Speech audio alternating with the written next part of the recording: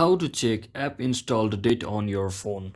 So hello guys, welcome back to my YouTube channel. In this quick tutorial I'll be showing you how to check app installed date on your phone. So if you're also using Android just like me, you cannot directly find the application installed date on your Android phone. So in this example I will just show you. Let's say if I want to find the date of this application when I installed it, I'll just click on app info from over here, and you can see there is no any option to view it or view its date when I installed it.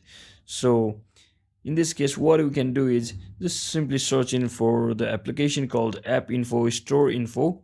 So once you search in for this particular application, make sure you download and install it and just click on open.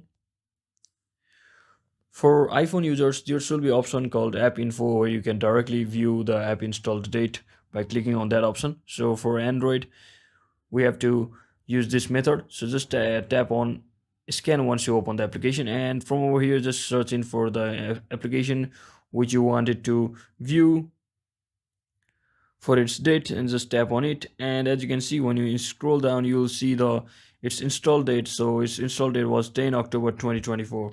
So that is exactly how you can easily check install the date on your phone for your application. So I hope this video was helpful. If it was, don't forget to like and subscribe to the channel. See you on the next one.